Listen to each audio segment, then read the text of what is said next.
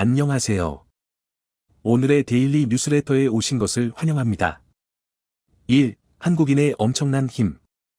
2. TSMC는 한국의 신기술을 카피합니다. 3. 사우디, 한국의 유전양도 결정. 한번 진실을 알아봅시다. 바이든 미국 대통령이 한국 기업들로부터 수백조 원의 투자금을 받아낸 뒤 뒤통수를 친 데 이어 이제는 미국을 대표하는 월스트리트에서 은행 중 하나가 한국계를 차별하는 충격적인 일이 일어났습니다. 자, 그런데 상대를 잘못 골랐습니다. 세계에서 가장 똑똑하고 끈질긴 한국인을 절대 포기하지 않았고 자신을 한국계라는 이유로 차별한 미국 월가의 은행을 송두리째 초토화시켜버렸는데요. 월가에서 일하는 한국계 여성 임원이 여성과 아시안이라는 이유로 차별을 받았다며 월가의 투자 회사인 베어링스 베링즈 LLC를 상대로 소송을 냈습니다. 회사의 임원들이 투자 파트너인 한국인을 눈엣 가시누 선수로 묘사하는 등 아시안을 상대로 인종차별적인 언행도 일삼았다는 주장입니다. 24일 업계에 따르면 제시카 리사진 베어링스 오리지네이터 자산 보유관리 책임없는 최근 미국 뉴욕 맨해튼의 뉴욕주 법원에 베어링스를 상대로 한 손해 배상 청구 소송을 제기했습니다. 소송 규모는 밝혀지지 않았습니다. 소장에서 원고 측은 성별과 국가 출신에 따른 차별이 만연한 사내 분위기로 인해 리 씨가 심각하게 부당한 대우를 받았다고 소송 배경을 설명했습니다. 리 씨는 칼라일 그룹에서 상무를 거쳐 2017년에 베어링스에 입사했습니다. 베어링스는 뉴욕에 본사를 두고 전 세계에서 영업 중인 사모대출펀드 운영회사입니다. 리 씨는 탁월한 업무 성과를 냈음에도 회사 측으로부터 공정하지 않은 대우를 받았다고 주장했습니다. 소장에 따르면 리 씨는 직접 유치한 사모대출 규모만 4.56억 달러에 달할 정도로 성과가 높았지만 약속한 보너스를 받지 못하고 주요 업무에서 배제됐다며 오히려 더 낮은 성과를 낸 백인 남성 동료들에게 훨씬 더 많은 급여를 주는 등 혜택을 줬다고 했습니다. 또 같은 시기 1억 달러 이상의 손실을 낸 백인 남성 동료들은 아무런 징계를 받지 않고 일부는 오히려 임원으로 승진했다며 임원에게 차별에 대해 이메일로 항의하자 하위 고과자들이 참여하는 업무 개선 계획 대상자가 됐다는 보복성 통보를 했다고 덧붙였습니다. 리 씨 측은 주요 업무에서 배제되거나 프로젝트 추진 과정에서 방해를 받는 일도 이뤄졌다고 소장에서 강조했습니다. 소장에서는 지난해 영업팀과 직접 만나는 주요 회의에는 업무 당사자임에도 아예 초대를 받지 못했다며 대출 프로젝트 업무 수행을 위해 클라이언트 명단 공유를 요청했지만 검색에만 수만 달러가 소요된다는 등의 이유로 거절당하기도 했다고 적시했습니다. 고 소장에 따르면 베어링스의 임원들은 한국인 고객들에 대해 차별적인 언행을 하기도 했습니다. 한국인 투자자들과의 프로젝트를 진행하는 중 한국 투자자는 대처가 필요한 방해 요소다. 쓸데없이 너무 많은 질문을 한다는 등의 발언을 했다는 주장입니다. 리 씨의 주장에 따르면 최근 들어 한국인 투자자들의 투자 규모가 압도적으로 커져 주요 고객임에도 이렇게 뒤에서 한국인을 욕하고 있던 것이었습니다. 전 세계 금융의 중심지로 꼽히는 월가는 백인 남성 중심의 조직 문화가 여전히 만연한 것으로 알려져 있습니다. 베어링스의 경우에도 임원이나 영업을 담당하는 주요 직책에 여성이나 아시안이 거의 없다는 주장입니다. 리 씨는 베어링스에 여전히 재직 중입니다. 리 씨의 법률 대리인인 존 싱어 씨는 탁월한 성과를 냈음에도 불구하고 여성 아시아인이라는 이유로 임금과 기회의 차별을 받고 승진의 기회에서도 배제되는 일이 일어나고 있다고 주장했습니다. 미국을 대표하는 월스트리트에서 이러한 일이 이슈가 되면서 사건은 걷잡을 수 없이 커져버렸습니다. 월스트리트의 한 은행에서 한국계 여성을 차별하는 일이 일어났지만 그동안 월가에 고착됐던 백인 남성 우월주의가 강한 질타를 받기 시작한 것인데요. 월가의 한인들이 함께 들고 일어나면서 사건이 너무나도 커져버렸습니다. 월가의 비영리 한인 네트워크 KFS 코리아 파이낸스 서사이어티에 따르면 2010년 이후 주요 투자은행으로 진출한 한국계가 수천 명에 달합니다. 이들은 투자은행을 비롯해 사모펀드, 헤지펀드 등으로 활동 범위를 넓히고 헤드급이 되면서 존재감을 드러내기 시작했습니다. 이제 전면에서 회사의 투자 전략과 성과를 소개하고 개인의 이야기도 풀어낼 정도의 위치가 된 거죠. 이처럼 한국계가 뭉친 것은 두각을 나타낸 선배들이 후배들을 끌어주기 시작한 덕분입니다. 현재 KFS 공동의장은 마이크 주주이찬, 샌더 허가 맡고 있습니다. 두 사람은 1995년 골드만삭스 본사에 입사한 100명 중 2명뿐인 한국인이었습니다. 마이클 주는 2019년부터 거대 금융그룹인 보아 투자은행 부문 최고 운영 책임자 COO를 맡고 있습니다. MIT를 졸업하고 골드만삭스, 크레디트 스위스 등에서 근무한 뒤 메릴린치현 보아로 이직하며 투자은행 업무에서 탁월한 성과를 내 최고 경영자 레벨에 올랐습니다. KFS의 또 다른 리더 김선홍 씨는 앵커리지 캐피털 그룹 이사로, 컬럼비아대 출신인 마크 김은 메릴린치에서 투자은행 업무 경력을 쌓은 뒤 세계적인 사모펀드 TPG에서 근무했습니다. 이들의 영향력은 상상을 초월합니다. 이번 사건에 KFS가 그룹 차원에서 나서게 되면 베어링스는 한순간에 월스트리트에서 매장될 정도죠. 게임 미국 정치계에서도 두 팔 벗고 나서 한국인의 편에 서는 분위기입니다. 미국 정치계에서도 한국계의 영향력은 최근 너무나 막강해졌기 때문인데요. 한국계 영김 미국 연방 하원의원 공화 캘리포니아의 3일현지 시간. 미국 하원에서 한미 외교 현안을 다루는 외교위원회 산하 인도태평양 소위원회 위원장에 선출됐습니다. 한미 관계를 비롯해 중국과 일본, 대만과의 민감한 외교 쟁점 등을 다루는 주요 의회 직책인 인도태평양 소위 위원장을 한국계 의원이 맡은 것은 이번이 처음입니다. 영김 의원실에 따르면 지난 117대 의회에서는 아시아태평양 외교 문제를 아시아태평양 중앙아시아 비확산 소위에서 다퉜으나 이번 118대 의회에서는 그 명칭이 인도태평양 소위로 변경됐습니다.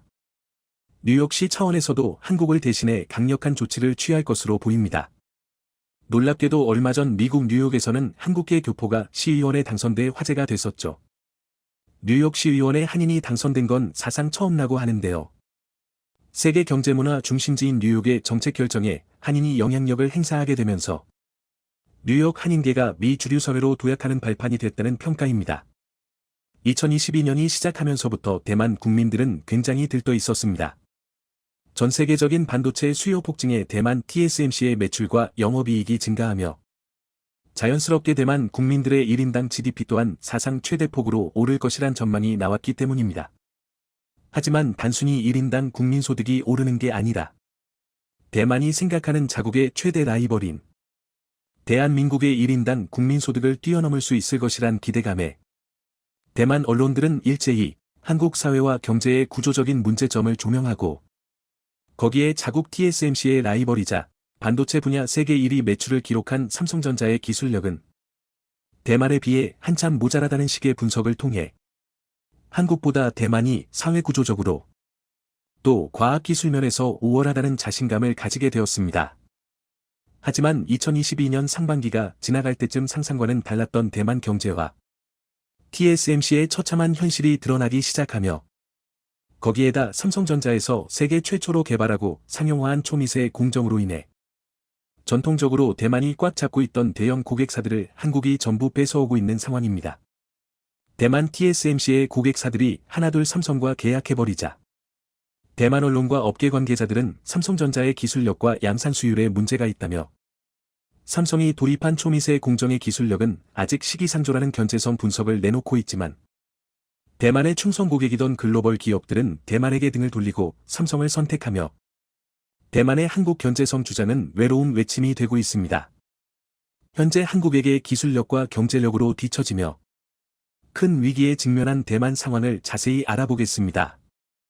올해 초 한국에서 일평균 수만의 신규 확진이 나오자 가장 기뻐하던 곳은 대만이었습니다. 확산 초기만 하더라도 초대형 신규 확진을 통해 한국의 성장률이 떨어질 것으로 예상되었으며 그 당시 확산이 크지 않았던 대만은 큰 폭의 경제 성장률을 기록할 것으로 보였기 때문입니다. 하지만 한국은 신규 확진이 많이 나오더라도 국민들은 정상적인 출퇴근과 적절한 진료를 받을 수 있어 일상생활이 완벽하게 가능했습니다. 수십만의 신규 확진이 나왔음에도 다른 국가들처럼 의료체계가 무너지는 것 없이 체계적인 위중증 환자 관리 시스템 등 모든 것이 정상적으로 작동했지만 통계에 기록되는 신규 확진이 많아졌기에 대만에선 이를 물고 늘어졌습니다. 한국이 K-방역으로 자화자찬하다가 무너졌다며 진정한 과학 방역과 의료체계를 통해 코로나를 극복한 대만이 진정한 방역 선진국이라는 주장입니다. 지난 2월 한국에서 수십만의 신규 확진이 나오던 당시 대만은 일평균 수십 명의 신규 확진을 기록하며 성공적인 방역을 무기로 2022년에 목표한 경제 성장률을 달성해 한국을 뛰어넘겠다는 목표를 세웠습니다.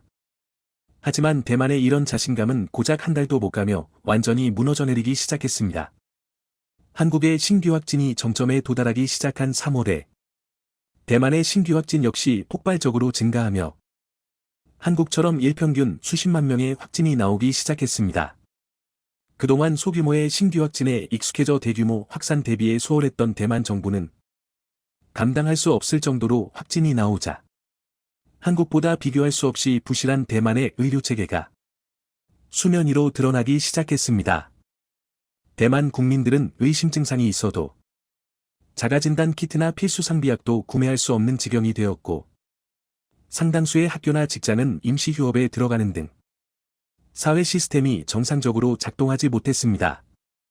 대만 정부가 대응에 완벽히 실패했다는 평가를 받으며 차이잉원 총통의 지지율도 급감하게 되는 결과가 나왔습니다. 아직 대만에선 일평균 수만 명의 신규 확진이 나오며 여러 가지 사회 혼란은 자리를 잡아가고 있지만 대만의 경제는 돌이킬 수 없는 큰 타격을 입었습니다. 지난해 6%가 넘는 경제 성장률을 기록한 대만은 올해도 5%의 성장률 전망치를 예상하며 2022년 올해 한국의 1인당 국민소득을 추월하겠다는 목표를 제시했지만 며칠 전 대만 중앙은행 총재는 올해 대만의 성장률이 4%를 달성하는 건 현실적으로 어렵다며 예상치였던 5% 성장은 사실상 불가능한 목표라는 걸 인정했습니다. 이어서 국제통화기금 IMF와 글로벌 신용평가 기관들 역시 대만의 성장률 전망치를 3% 수준으로 예상하며 2.9%인 한국과 성장률 전망치의 차이가 거의 없어졌습니다. 경제 전문가들의 분석을 따르면 대만이 올해 4% 이상 경제 성장을 이루면서 한국보다 2%포인트 이상 앞선 성장률을 보여야 한국의 1인당 국민소득, GDP를 뛰어넘을 수 있다는 것으로 현재의 경제 성장률 수준으로는 대만이 야심차게 목표로 했던 한국의 1인당 소득을 뛰어넘는 것은 이미 물 건너간 상황으로 보입니다. 여기에 대만의 경제 성장을 이끌어오던 TSMC마저 창사 이래 최대 위기를 맞이했습니다. 그동안 파운드리 분야에서 50%가 넘는 점유율을 기록하며 절대 강자로 군림해오던 TSMC의 점유율이 사상 최대 폭으로 깎일 위기에 놓였기 때문입니다. 그 배경엔 바로 삼성전자가 있습니다. 삼성은 6월 30일 어제부터 세계 최초 3나노 공정 양산에 돌입하며 대만 TSMC를 기술력으로 압도하기 시작했습니다. TSMC는 이번 하반기 12월부터 3나노 양산을 예고하고 있지만 전문가들의 입장은 다릅니다. 지난해에도 올해 3월에 3나노 양산을 예고한 TSMC는 이번 12월로 계획을 미뤘는데 삼성과는 근본적인 설계 구조가 다르기 때문에 기술적으로 구현해내기 어려운 3나노라고 보고 있습니다. 결과적으로 올해에도 TSMC의 3나노 양산이 불투명할 것으로 보며 내년 3월이나 되어서야 삼성의 기술력을 따라잡을 수 있다고 내다보고 있습니다. 40년의 역사를 지닌 TSMC가 설립 초창기부터 파운드리에 전념한 가운데 삼성전자는 메모리 반도체에 집중했고 TSMC가 독점하던 파운드리 분야에 본격적으로 뛰어든 지는 이제 10년가량 되었습니다. 후발주자인 삼성이 파운드리 연구개발에 막대한 투자를 하는 도중에 TSMC보다 기술력이 부족하다 혹은 수율이 부족하다 등등 대만의 IT 매체를 비롯한 언론들의 무수한 공격이 있었지만 이번에 세계 최초 3나노 양산으로 그동안 대만 업계가 한국을 견제하던 모든 공격들이 일순간에 정리되는 역사적인 순간입니다. 반도체 업계들도 삼성전자에게 거는 기대가 매우 큽니다. 그동안 TSMC의 단골 손님이던 AMD가 삼성전자 3나노 공정 도입 검토를 마치며 첫 번째 고객사로 돌아설 것이라는 보도가 나오고 있습니다. 그동안 AMD는 TSMC의 3나노 공정으로 컴퓨터용 CPU를 제작하고자 했지만 TSMC 측에서 수율을 문제 삼으며 양산을 1년 넘게 지연시키고 있어 AMD는 삼성으로 눈길을 돌릴 수밖에 없었습니다. AMD를 대표하는 대만 출신 리사수는 그동안 대만의 반도체 회사인 TSMC와 협력해왔지만 삼성의 3나노 기술력에 결국 넘어간 것입니다. 이 밖에도 퀄컴과 엔비디아 등 기존 TSMC의 고객사들이 삼성의 3나노 도입을 검토하고 있어 대만 TSMC의 점유율은 더욱 떨어질 것이란 전망입니다. 대만이 한국에게 파운드리 반도체 점유율마저 내주게 되면 대만의 국가 경제 자체가 위태로워질 수 있습니다. 한국은 반도체 말고도 자동차 산업과 조선업을 비롯한 석유화학과 철강산업 등 중화학 공업에서 세계 최강을 지키고 있습니다. 그리고 세계 최고의 문화 강국으로서 글로벌한 영향력을 가지고 있어 반도체도 중요하지만 다른 다양한 산업에서 국가적인 영향력을 지니고 있는데요. 반면 대만의 경우는 반도체가 유일무이한 상황으로 그동안 한국에 비해 강점으로 작용했던 반도체 산업마저 한국에게 추월당한다면 대만의 경제 성장률이 하락하는 것은 물론이고 장기적으로 대만 국민들의 소득 또한 하락한다는 것입니다. 2000년대 초반 대만의 1인당 국민소득이 한국에게 추월당한 이후로 한국에게 큰 열등감을 가지고 있던 대만은 2022년 올해 드디어 한국을 거의 다 따라잡았다고 기대하며 국민소득 추월을 노리고 있었지만 예상치 못했던 대규모 신규 확진과 반도체 분야에서 한국의 세계 최초 신기술로 기존 고객들이 이탈하며 대만의 성장률이 한국보다 우위에 있을 확률이 사라지고 있습니다. 대만이 한국에게 밀릴 수밖에 없는 이유가 있습니다. 한국은 반도체 치킨 게임을 통해 일본의 반도체 산업을 공중분해시켰고 삼성전자와 SK하이닉스를 합쳐 전 세계 메모리 분야 시장 점유율을 75%가량 점유하고 있습니다. 하지만 파운드리 분야는 삼성의 진출이 늦었기에 대만 TSMC가 50% 수준의 점유율을 확보하고 있고 삼성이 대략 20% 수준의 점유율을 기록 중입니다. 20%의 점유율이 낮은 것처럼 보이지만 삼성이 본격적으로 파운드리 진출을 선언한 지 불과 10년 만에 이뤄낸 엄청난 성과로 삼성이 현재 파운드리에 쏟아붓는 연구개발 비용은 전 세계 1위 규모로 압도적인 수준입니다. 중국처럼 국제적인 제재를 받는 상황을 제외하면 일반적으로 반도체 기술력은 연구개발 투자 비용에 비례할 수밖에 없습니다. 즉 투자금을 쏟아부으면 좋은 성과가 나올 수밖에 없는데요. 삼성전자의 사내유보금, 투자나 경영활동을 목적으로 비축해둔 금액은 자그마치 100조 원에 달하며 세계에서 제일 많은 연구개발 비용을 투자하고 있습니다. 반면 TSMC의 사내유보금은 삼성의 20% 수준으로 알려져 있어 연구개발 비용으로 치킨 게임을 벌인다면 TSMC가 결과적으로 불리할 수밖에 없습니다. 사실 삼성은 파운드리에 발을 들여놓는 순간부터 TSMC를 잡기 위해 누구보다 발빠르게 움직였고 그 결실이 지금 3나노 공정으로 나타날 것으로 보입니다. 몇 년 전부터 지속적으로 삼성의 파운드리 기술력이 TSMC에게 밀린다는 분석이 일부 관계자들로부터 나왔는데 상당수는 대만 언론과 IT 매체에서 보도한 내용으로 삼성의 TSMC 추격을 견제하려는 목적이었던 것으로 보입니다. 하지만 지금 삼성의 기술력을 본다면 전혀 TSMC에게 밀리는 게 아니다. TSMC 측에서 수율의 문제로 양산을 1년 넘게 미루고 있는 세계 최초 3나노 공정으로 인해 완전히 판세가 뒤집혔다는 분석이 나오고 있습니다. 삼성의 3나노 역시 수율이 관건인 것으로 알려져 있지만 기존의 주력이던 7나노에 비해 성능은 30%가 뛰어나고 전력 소모는 절반가량인데다 같은 면적에 더 많은 회로를 새길 수 있어 생산성 면에서도 매우 유리해집니다. 반도체 업계에서는 3나노 수준에서 수율은 60%만 되어도 성공적이라고 보고 있지만 삼성에선 초창기 수율은 60% 수준으로 보고 있고 이후에 공정을 개선하여 장기적으로 90% 이상 수율을 목표로 하고 있습니다. 하지만 대만은 이 정도 수율도 내지 못해 3나노 양산을 지속적으로 미루고 있다는 소식입니다. 세계 최강 대국 미국의 자존심이 구겨진 일이 있었습니다. 조 바이든 대통령이 사우디 왕세자의 이 비웃음을 사며 아무런 외교 성과도 거두지 못하고 돌아간 일이 바로 그것인데요. 반면 사우디는 한국에 대해 정반대의 모습을 보였습니다. 사우디 외교장관이 한국을 방문하면서 협조를 요청하는 등 저자세로 한국을 더 우선시하는 모습을 보였죠. 심지어는 사우디가 보유한 유전 중 하나를 한국에게 주겠다는 폭탄 선언까지 하며 한국 마음 사로잡기에 나섰다고 하는데요. 어서 오십시오 반갑게 맞이한 이는 고개를 숙이며 예를 갖추었는데요. 환하게 웃음 짓는 그는 상대방의 말에 웃음을 지으며 좋은 분위기를 이어갔습니다. 서울 용산 대통령실에서 이뤄진 사우디와의 만남은 순조롭게 진행되었습니다. 특히 사우디 쪽에서 한국과의 적극 협력을 간절하게 바라고 있기에 논의는 쉽게 풀렸습니다. 한국 대통령과의 만남 자리에 나온 파이살 빈 파르한 알 사우드 사우디아라비아 외교장관은 한국의 도움이 절실하다고 말하며 사우디 비전 2030분을 실천하기 위해선 한국의 기술이 무조건 필요하다며 한국 비위를 맞췄습니다. 얼마 전 조 바이든의 사우디 방문 때와는 확연히 차이가 나는 반응이었죠. 20일에 일어난 한국 사우디 접견 이전 미국은 원유 증산을 위해 다급하게 사우디 왕세자를 만났습니다. 조 바이든은 기존 일정을 정리하고 사우디로 바로 달려가는 모습을 보였죠. 과거 사우디의 비윤리적 행동을 비난하며 사우디가 반성해야 한다는 주장을 펼쳤던 조 바이든은 왕세자와의 만남 자리에서 주먹 인사를 보이며 최대한 저자세를 보였습니다. 하지만 사우디의 반응은 냉랭 그 자체였죠.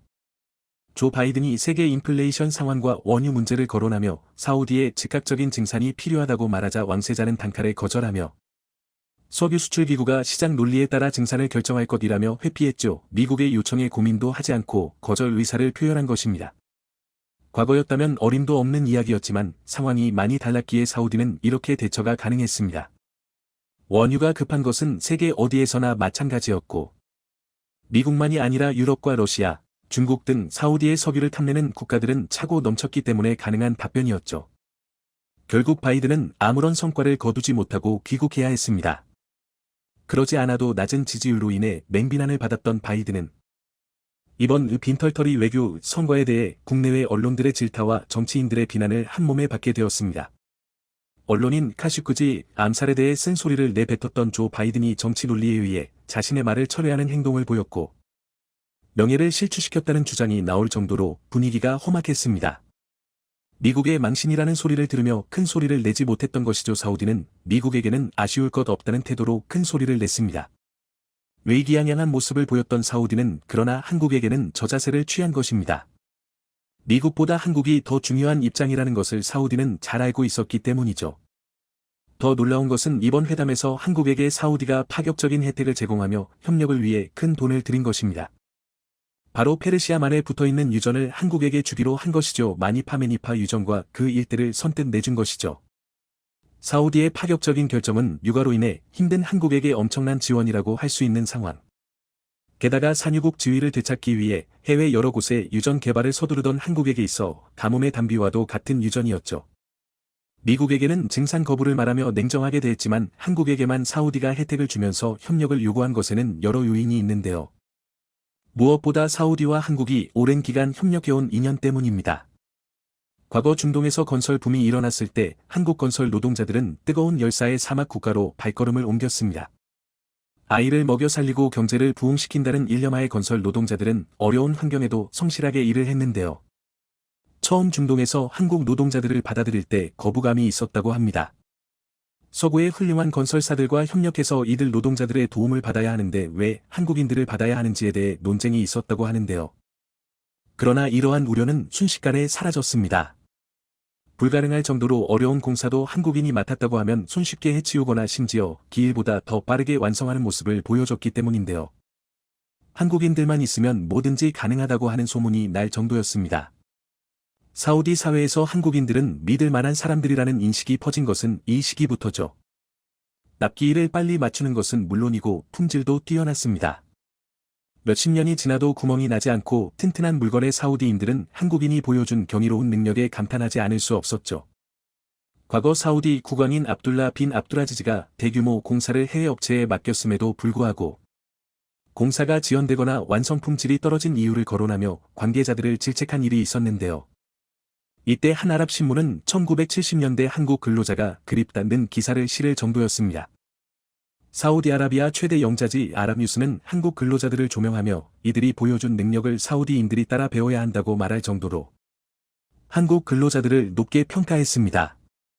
실제로 사우디에서는 관광청 주도로 1970년대 한국 건설자들을 위해 이들을 위한 특별 초청 프로그램을 고안할 예정이라고 밝혔는데요. 아라산 알다바그 사우디아라비아 관광청 최고 책임자는 사우디는 그들의 노고를 잊지 않고 있다는 말을 덧붙였습니다.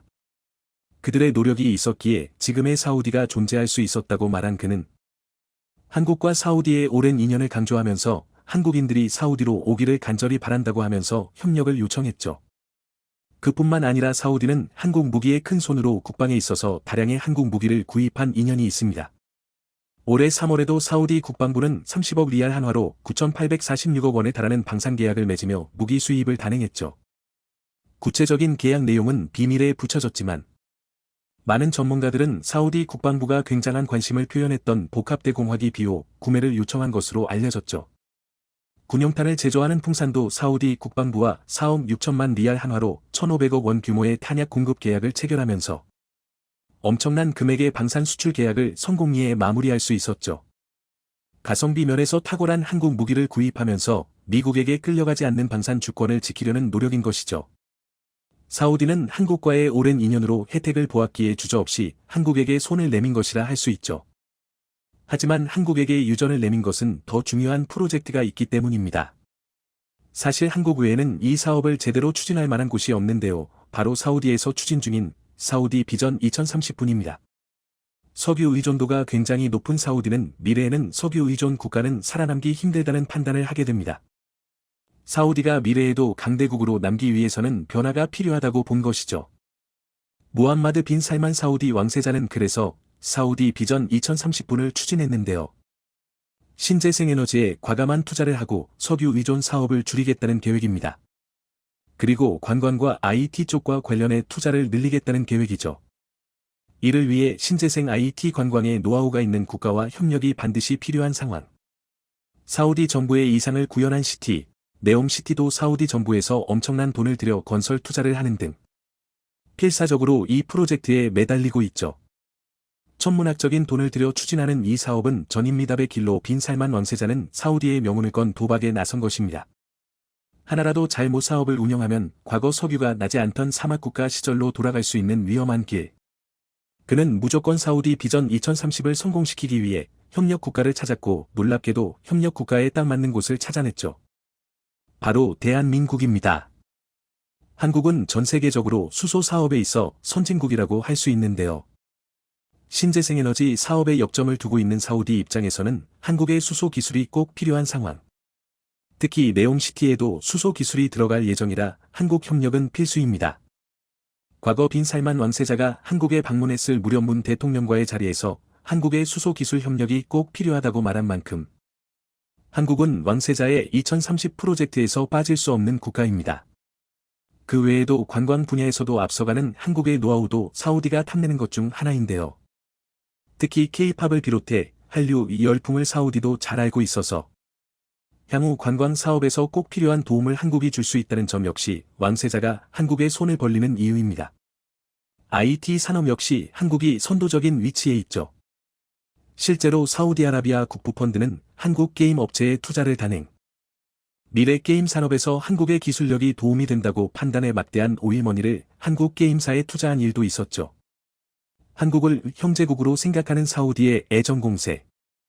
덕분에 한국은 고유가 시대에 대비할 수 있는 유전을 손에 넣게 되어 에너지 문제에 있어 한시름 걱정을 덜 수 있게 되었는데요. 마니파 유전 주변에도 아직 개발이 되지 않은 유전이 묻혀 있다는 세례 보고서가 있던 만큼 한국은 더 많은 석유를 싸게 생산할 수 있게 된 셈이죠. 미국보다도 더 중요한 위치에 있는 대한민국.